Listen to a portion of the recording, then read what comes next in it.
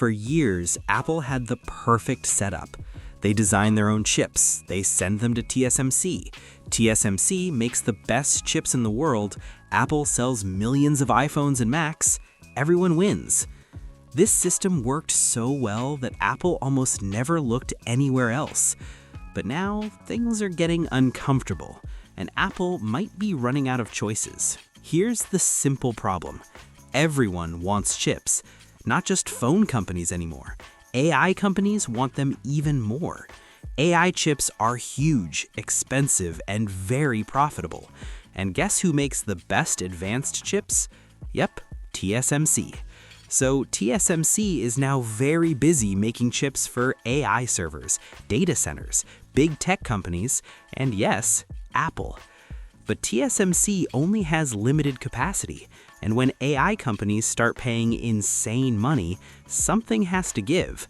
That something might be Apple's place in line. Apple has always used its size to get amazing deals. They order in massive volume. They promise long-term contracts. They squeeze suppliers hard. That's how Apple keeps profit margins so high. But even Apple can't magically create more factory space, and that's where the problem starts. According to reports, Apple is now thinking about a backup plan. Not for its top chips like the A series or M series, but for lower-end processors, chips used in cheaper devices, older models, supporting parts inside Apple products. And here's the scary part for Apple. There are very few companies on Earth that can make chips at Apple's scale.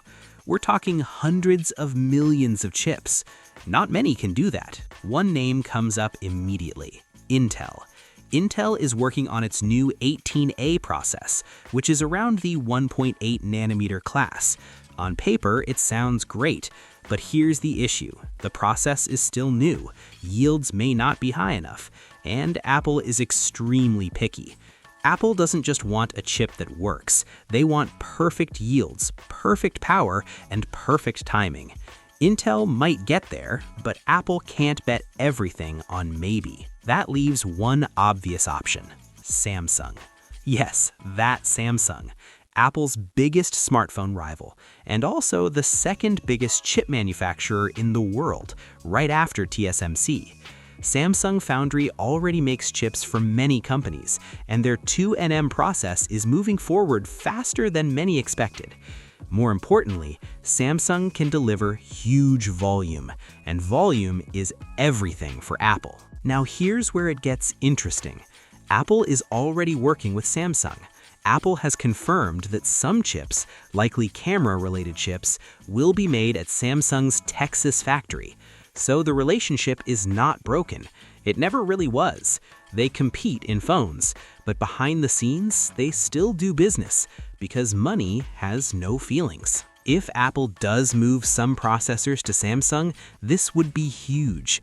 For Apple, less pressure from TSMC, more supply security, more bargaining power. For Samsung, a massive win for its foundry business, proof that even Apple trusts its advanced tech, and a serious boost in reputation. Imagine the irony: Samsung making chips that power iPhones. Again. But let's be clear, Apple is not replacing TSMC. TSMC is still the king, still the most advanced, still Apple's main partner. This is more about insurance. Apple hates being dependent on one supplier, especially when that supplier is getting pulled 10 different directions by AI. So Apple is doing what Apple always does: planning ahead, spreading risk, and keeping options open. And honestly, this move makes sense. The chip world is changing fast. AI is eating up factory space. Advanced nodes are harder and more expensive than ever. Apple can't just sit back and hope TSMC always has room. They need a plan B. And right now, Samsung might be the only realistic one. So is Apple left with no choice? Not yet, but for the first time in a long time, Apple is looking around instead of locking in. And that alone tells us something big is happening in the chip industry. Because when Apple starts adjusting its supply chain, the rest of the tech world should pay attention.